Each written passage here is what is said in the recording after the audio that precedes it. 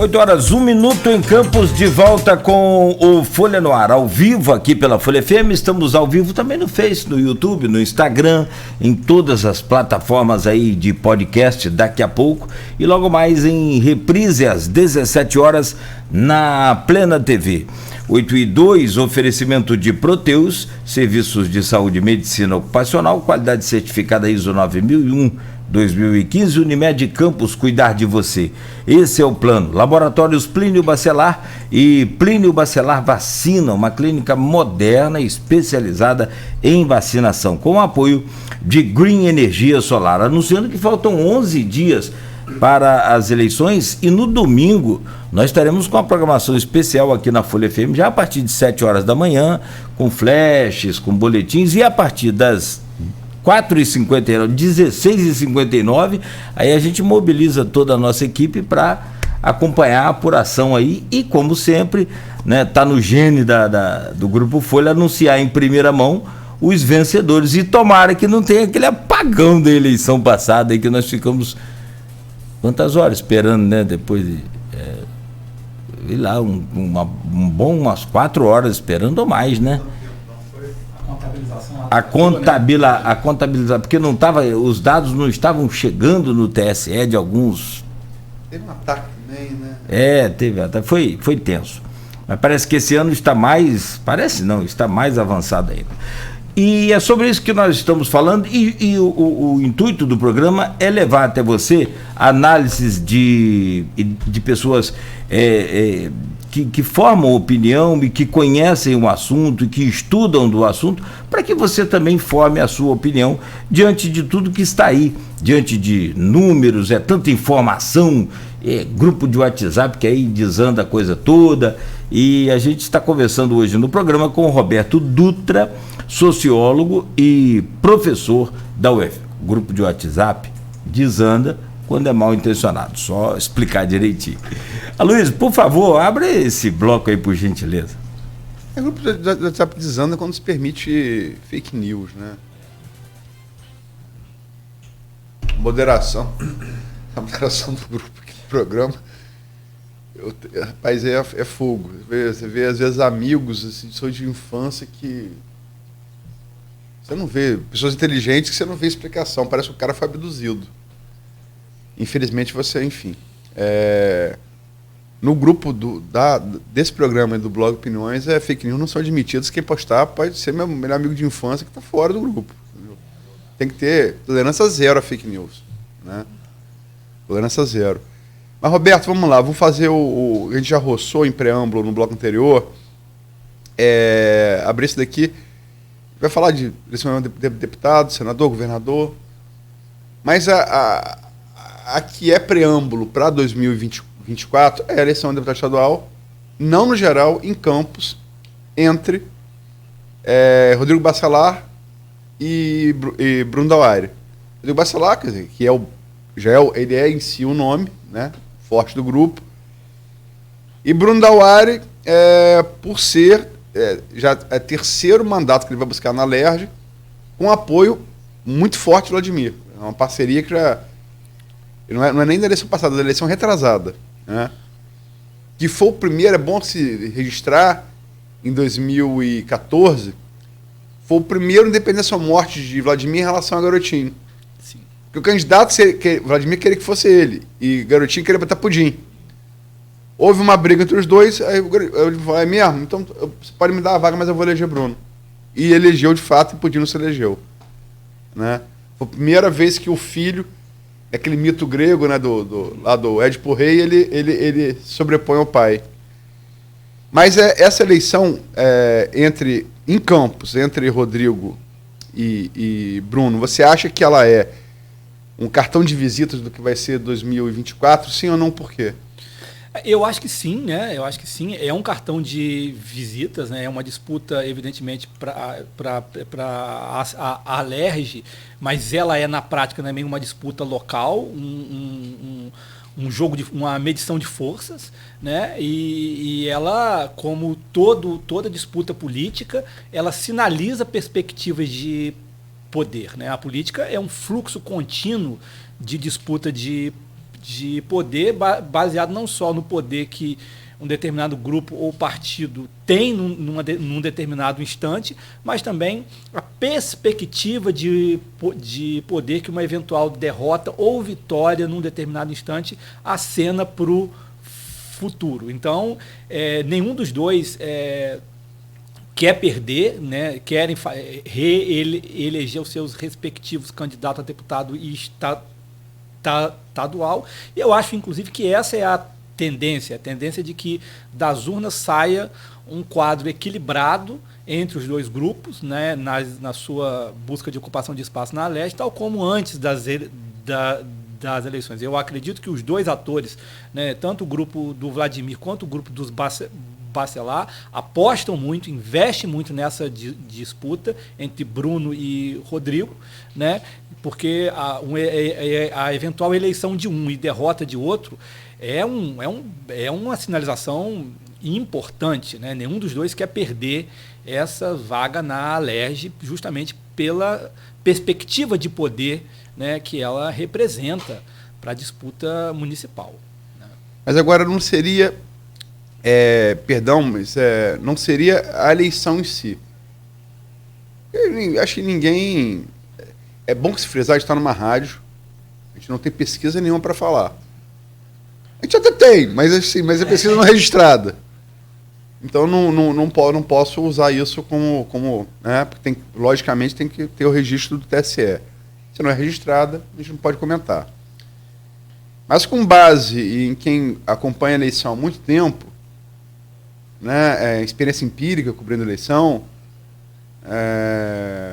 Nogueira tem anos com rádio, eu tenho anos com jornal, estou mais de 3 décadas com jornal. Então, mais burro que você acumulou alguma experiência. Não é nenhum absurdo assim, falar que a eleição de Rodrigo é uma eleição quase certa. Exatamente. A eleição dele é quase certa. E não se discute que ele deve ter muito mais votos que Bruno no cômputo geral. Agora, eu falo de disputa particular, como foi em 2018, de Marcão e Vladimir. Isso. A disputa particular em Campos. Quem vai ter mais voto em Campos? Não é a eleição em si. Sim. Exatamente. É uma disputa particular, que não tem a ver com a eleição. Sim. Concordo contigo. Quem tem mais popularidade em Campos. Um teste de popularidade em Campos. Você se arrisca a dar um... Olha, eu acho que o grupo Bacelar leva vantagem nisso pelo nome. Porque diferente do caso do Vladimir, é um nome do próprio grupo que já está botando a cara, como se diz aqui em Campos, há muito tempo. Eu acho que isso tende a trazer uma vantagem maior.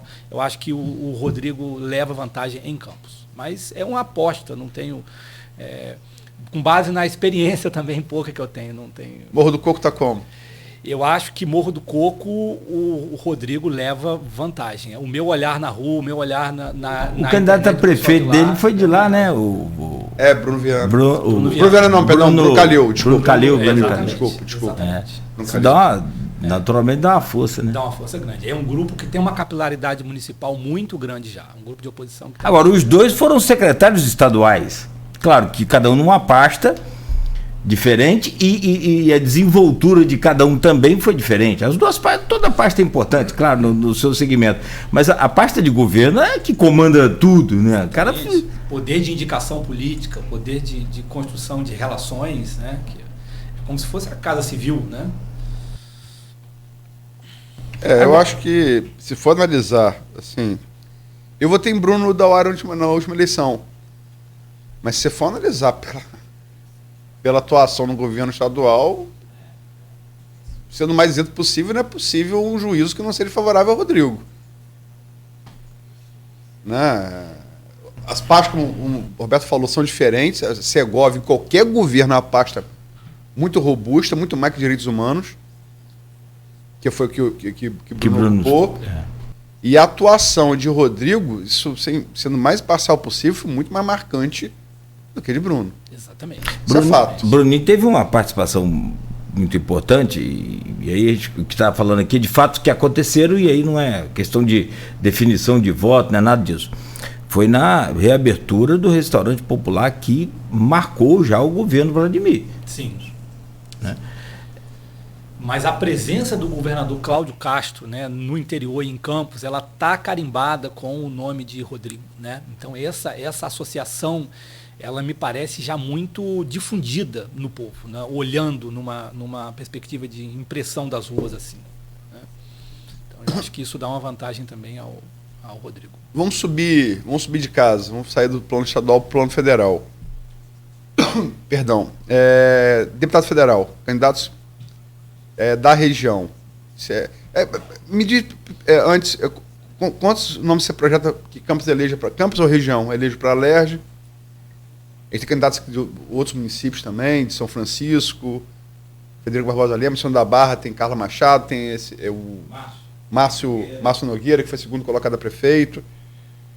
Enfim, tem Itaperuna. Conde Bittencourt não, é Jair Bittencourt. Perdão. Conde Bittencourt foi de Niterói. De Niterói, perdão. Então, enfim, como é que quantos você acha que a região faz para a estadual e quantos faz a federal, que está, em termos de voto, ficou meio capenga com o impedimento de Garotinho ser candidato, né? Ninguém discute a necessidade eleitoral de Garotinho, que vai muito além da região, sobretudo na Baixada Fluminense. Nenhum outro candidato pode performar como ele, né? Pelo menos em tese. Como é que você projeta? Eu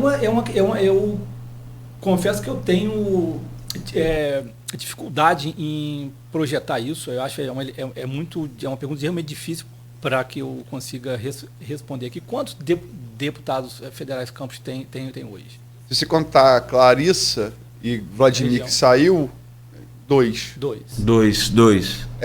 E quando Marcão foi suplente, chegou a assumir o mandato. Então, agora não me lembro de cabeça se Marcão chegou a ser deputado junto com o Vladimir. Se foi, sim, chegamos a 3 federais, contando que Clarissa, que tem domicílio eleitoral do Rio, é de Campos. Estadual tivemos 4. E a Covid nos tirou 2. Rodrigo e Bruno, que falamos aqui, João Peixoto e Joviana, que faleceram.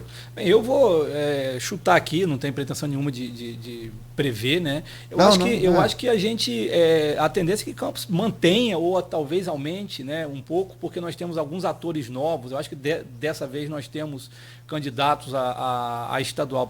O nome de Carla, né, gostando ou não, é um nome forte. Tem aqui um candidato do PT também em Campos, né? O Zé. Então, estadual, né? Pensando na região como um todo. Eu acho que ela é um nome, né, que pode conseguir. Dessa vez nós temos um candidato do PT na região com a campanha estruturada, cara, que vai depender bastante da bancada que o PT vai fazer em Campos. Então talvez mantenha e talvez aumente de 3, quem sabe 4 federais na região como um todo. E acho que na estadual também a tendência é essa, que se mantenha, né? As 4 vagas. As 4 vagas. Você falou de um nome que realmente tem uma perspectiva fática de fazer não digo eleição, mas de um bom desempenho, que é Zé Maria Rangel. E tem também que lembrar sempre Caio Viana, né? Foi muito bem votado, muito bem votado para prefeito. Segundo turno duro com o Vladimir. Exatamente. E lembrar também que Julinho e Virgílio, embora logicamente não tem mais necessidade de Garotinho, como nenhum outro político de Campos tem. Ponto. Mas isso posto, herda alguma ajuda da máquina, né? Exatamente, né? Os votos ficam aqui, né? Acho que é difícil que candidatos de fora, como você diz, herdem esses votos. Roberto, você tem a particularidade comum. Falar isso, você apanha da academia, né? Falar em determinismo, mas como homem brasileiro, você gosta de futebol, embora tenha muitas mulheres que gostam, entendam muito mais que muitos homens. Entrevistando aqui Bianca Nojosa, por exemplo, que sabe tudo de futebol. E graças a Deus estão cada vez mais ascendendo no mercado profissional, como radialistas, como comentaristas, como analistas. Mas você gosta de futebol. Gosta e entende, gosta, não só do presente, como você gosta de voltar ao tempo que você não viveu. E é chato ver que tá ficando velho, que o tempo que você não viveu, pesquisou o tempo que eu já vivi. Então você não viu o Zico jogar, por exemplo, eu tive essa honra. Romário. Tô falando a ponte porque é um fenômeno que vem do futebol para a política, né? O Romário, como jogador de futebol, ele se caracterizava o quê? O Romário você tinha que jogar com não marcar homem a homem, marcar por zona, com um nele e um na sobra. Senão, e assim mesmo ele era sufoco. A dupla de zaga, que você tem o zagueiro central, tinha o zagueiro central, que é o zagueiro da direita, que ficava na sobra lateral direita, ou vice-versa. E a quarta zaga, que era o zagueiro esquerdo, com o lateral esquerdo. Então você trocava, né? Um faz. O lateral direito e aí o zagueiro direito, o zagueiro central, romperam, que foi Clarissa com o Daniel Silveira. Seria a direita. E a esquerda bateram cabeça também com o Cláudio Castro Siciliano. As duas, a defesa batendo cabeça, o Romário no meio, bola sobrando, todos precisam dar que ele está dando braçada, né? Dando goleada. Como é que você projeta? Para usar um outro termo que era muito comum a ele, o Romário se definia como um peixe. Ele está um peixe dentro d'água, né? Parecendo jogando realmente parado, como ele sempre jogou, e vendo o time adversário fragmentado, desarticulado, né? Hoje eu acho que quem tem alguma chance de se encostar nele parece ser o Alessandro Molon, né? Se há, acredito eu, alguma possibilidade de disputar com o Romário é dele, né? Talvez um voto útil para o Senado de última hora, é uma eleição que se define muito de última hora, então essa quantidade de indecisos pode significar um risco para Romário. Agora, como você disse, é um jogo perfeito para ele, né? É um jogo perfeito para ele. O Romário joga parado, mais parado até do que no futebol, né? Parado no Senado, não. Parado no Senado e parado na campanha também, porque ele não está se movendo. Eu não vejo, pelo menos, uma movimentação dele tão forte, né? Mas mesmo assim é o favorito, né? É o favorito. Agora, em todas as pesquisas, né? Em todas as pesquisas. No país, o Romário, quem falou muito bem isso aqui foi o Orlando Tomé Cordeiro, né? Que formação marxista sólida, estrategista político muito conceituado no Rio de Janeiro. O segredo de Romário reside na identificação do povo com ele. Primeiro, porque jogou nos 3 clubes mais populares do Rio, foi ídolo nos 3. Vasco primeiro, depois Flamengo, depois Fluminense. Acho que todos os torcedores desses 3 times, que é uma massa considerável, tem Romário como um ídolo, né? E quem não gosta tanto de futebol assim, mas é do povo, sem menos DE, olha para Romário e se vê. Com certeza. Veja bem, um eleitor mais popular, ele pode se identificar com o Molon, ele pode se identificar com o Siciliano, mas ele não se espelha. É diferente. É muito difícil. Ele não se vê. E ele se vê em Romário, isso é um fato. Romário é aquele cara que veio do Jacarezinho, é o carioca típico, na favela do Jacarezinho. Molon é um homem de classe média, né? Pelo traço físico, pelo hábito, por tudo. Romário é um homem do povo. Isso, com certeza, faz uma diferença muito grande. Governador, Roberto. Governador. As pesquisas... Então, uma divergência nas pesquisas.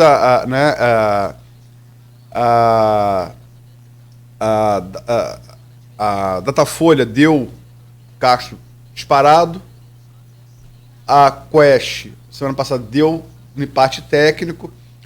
E a IPEC de ontem, feita nos 3 principais, foi feita na segunda presidente. E ontem divulgaram nas 3 principais unidades da federação. De 3 principais que eu falo em PIB e densidade eleitoral. São Paulo, Minas e Rio de Janeiro. E deu uma tirada de diferença boa de Castro para Freixo, né? A diferença caiu para 5 pontos. O que é um ponto acima da margem de erro, né? Quer dizer,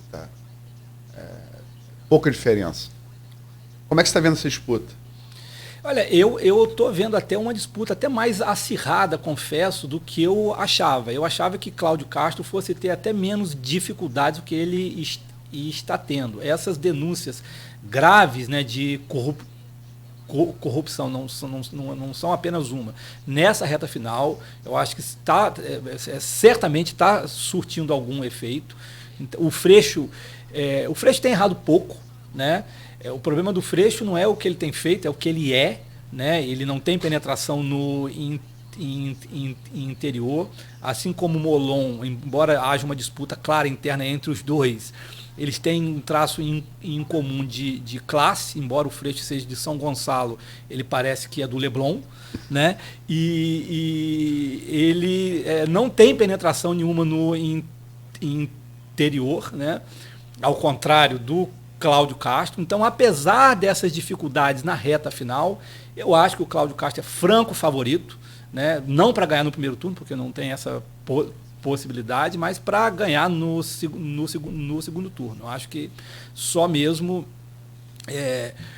algo muito improvável acontece às vezes, mas, né, é difícil, para que o Cláudio Castro perca no segundo turno com Freixo, e a tendência é que seja um segundo turno entre Cláudio Castro e Freixo. Portanto, a minha preocupação maior, acho que a incerteza maior é sobre as condições jurídicas do governador reeleito. Possivelmente vai ser reeleito, e é uma situação juridicamente complicada que pode trazer problemas novamente para o chefe do executivo do nosso Estado, né? Mas em termos eleitorais, eu acho que o Cláudio Castro ganha, com toda probabilidade. E como é que você vê? Você falou de denúncia de corrupção, é verdade, não é apenas uma, né? Tem o caso da Leão 13, que é um caso antigo já, na época ele era vice-governador, né, de recebimento de propina. Tem um caso da CEPERJ, muito ruidoso, que é instaurado pelo UOL, que o Globo entrou com força, o Ministério Público também. E tem um caso mais recente de um ex-assessor que denunciou o recebimento de propina, suposto recebimento de propina para o Cláudio Castro. É bom até ser julgado, tudo é suposto. Né? Que é mais recente, da época de vereador carioca, passando pela vice-governadoria, chegando a ele como titular do Executivo Estadual. Todo mundo inocente tem que se prova o contrário. Ponto. Né? Mas são as 3 denúncias, só para o ouvinte se situar. E a da CEPERJ, eu pergunto da CEPERJ em particular, porque ela envolve quase toda a bancada de oposição de Campos. Então, quase todos os vereadores de oposição de oposição ao governo municipal, estão ali, com várias pessoas indicadas recebendo, aqui no Bradesco, aqui vai ter até lona para receber dinheiro, vivo. Né? Como é que você vê isso em termos estaduais? Aí, voltando um pouquinho para o nosso Canavial, como é que você vê em termos municipais? Olha, eu acho que a própria presença, né, ou seja, a associação política, né, de vereadores de oposição, Campos é uma cidade importante, uma cidade do interior, não é uma cidade qualquer, claro, mas a política que se faz aqui é uma política de interior, uma política que envolve isso mesmo. A gente não tem como ficar reclamando porque tem sido assim e é assim. O que eu acho notável é que há uma espécie de municipalização da política estadual. O nível da disputa, os mecanismos, tanto para a disputa de governador quanto para deputado também, é como se fosse de uma disputa de prefeito para a cidade interior, um rebaixamento, né, do jogo político, que se reflete nessa associação entre o governador, vereadores e outros políticos para indicar, transformar, criar uma instituição de governo para servir abertamente como mecanismo de financiamento de cabos eleitorais. Cláudio Castro simboliza muito bem esse rebaixamento. Eu gosto de definir o Cláudio Castro como um homem das sombras, um homem dos bastidores, né? A voz dele, que é famosa até inclusive pela música religiosa, não é famosa pela política. Ele não gosta de falar em público. Até não tem ido tão mal em debates, mas ele opera nos bastidores. É um homem que opera bem nas sombras, né? É um político de interior. Cláudio Castro é da região aqui, né? E ele encarna muito bem essa política minúscula, a mais minúscula possível, a política do toma lá da cá, né? Um rebaixamento, né? Como se o terceiro estado mais importante da federação estivesse fazendo uma eleição para uma prefeitura de 50 mil pessoas, né? Então, eu acho que isso, infelizmente, é o nível que a política do Estado do Rio chegou, fazendo um julgamento de valor aqui. E não será surpresa nenhuma que, mesmo que se reelejam o governador e quem está se beneficiando desse esquema do CEPERD, que tenham complicações jurídicas graves depois das eleições, né? Em relação a essa denúncia de corrupção, que parece ser a mais grave, né? Frisando sempre que todo mundo é inocente, é que se prove o contrário. Claro, sempre frisando isso. Você acha que a possibilidade de engrossar essa lista aí, infeliz de governadores, ex-governadores do Rio atrás das grades?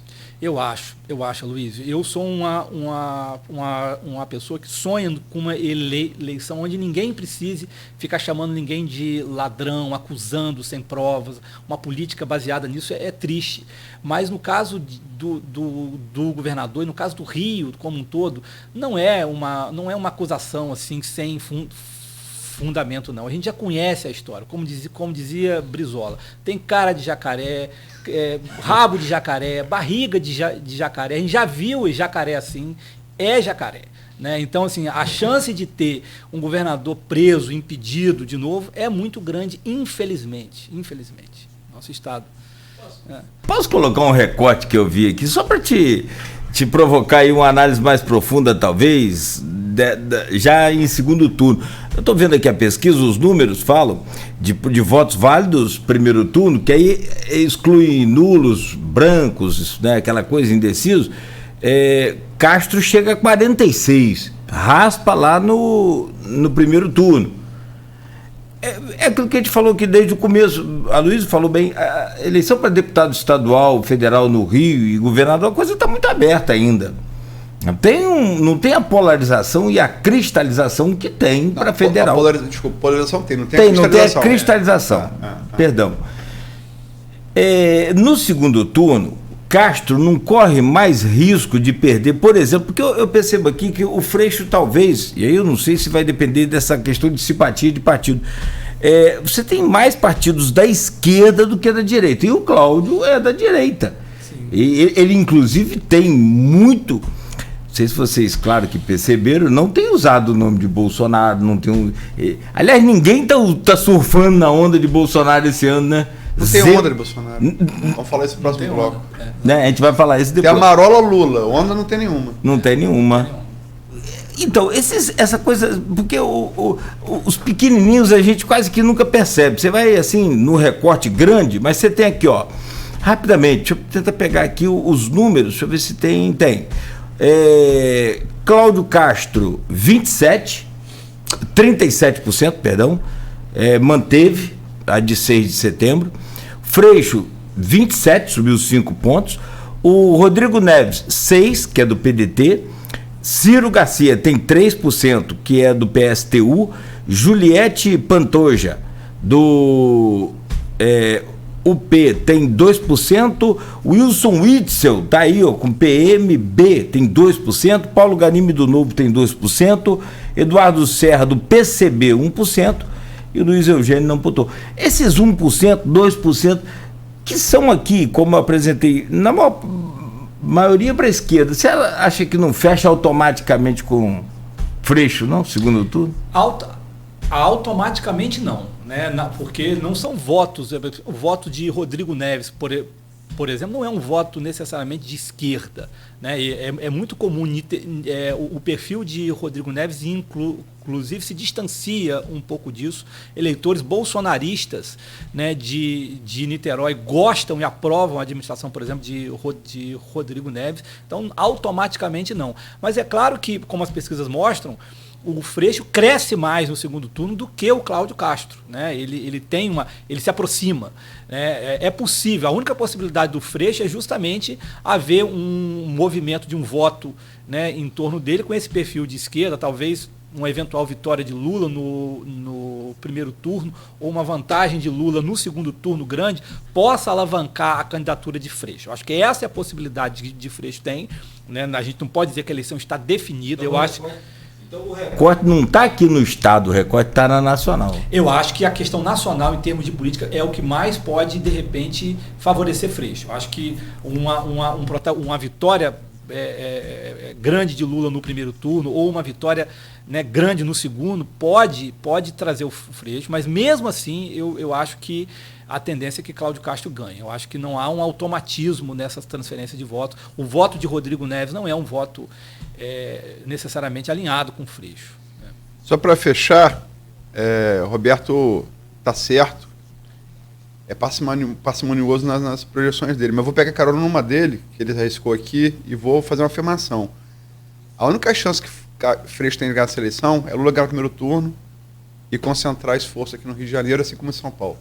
Exatamente. Real. Isso não é desejo. Já declarei aqui que não voto em Castro, pelos motivos. Eu não vou votar num governador que mandou tirar a bancada do PL se ausentar da votação de um pedófilo. Porque uma coisa, todo mundo inocente tem que se provar o contrário, tá uma coisa gravada. Zé. Gabriel Monteiro, ele ligou para a bancada do PL, governador que ligou para a bancada da Câmara de Vereadores do Rio de Janeiro, onde ele já pertenceu, já foi vereador lá, e mandou sair a bancada do PL. Aí, para mim, Aloysio, reconheço o HGG, sou grato, reconheço o servidor estadual como o Roberto, que teve reajuste, nosso ENF aqui, várias instituições, autarquias estaduais. Agora, eu tenho limite. Agora, a chance que o Freixo tem, no meu entender, modesto entender, é uma só. Lula ganhar no primeiro turno e centrar fogo nisso. Exatamente. Aí tem jogo. E seria prioridade, eu acho, para Lula, né? Se ele ganhar no primeiro turno, ele investiria nisso. Né? Mas só friso, o mais provável, a gente vai falar no próximo bloco, para mim, a Luísa é o segundo turno para o presidente. Embora a defesa do primeiro não seja impossível, mas aí vamos falar no próximo bloco. Vamos falar nisso e é justamente essa intensificação do tal do voto válido, né? Do voto válido, não, perdão, do voto útil, que tem sido... Vamos falar sobre isso. Apareceu na FSB, mas não apareceu na IPEC. Sim. O voto útil apareceu na FSB de segunda-feira de manhã. Não aparece na IPEC da noite comparado com as pesquisas do mesmo instituto da semana anterior. Então, de fato, a gente não sabe. Uma pesquisa deu que sim, outra pesquisa deu que não. Vamos falar disso no próximo bloco. Vamos lá. São 8h34 agora, e aliás, as perguntas que estão aqui no grupo de WhatsApp são praticamente todas pertinentes, com exceção da Silvana, que a gente falou aqui sobre o percentual de crescimento do Freixo. O resto das perguntas demais com relação ao cenário nacional, que é a polarização. Você vai aqui para a internet agora, tá lá, fora fulano, volta Beltrano, nesse nível, mas sem ofensa. 8h34 com o Roberto Dutra, sociólogo e professor da UENF. Estamos nessa edição de hoje do programa. Vamos fazer uma pausa rápida junto do Aloysio Abreu Barbosa e a gente volta para fazer essa projeção aí do Roberto Dutra sobre a eleição presidencial. No oferecimento de Proteus, Unimed Campos, Laboratórios Plínio Bacelar Vacina e o apoio de Green Energia Solar.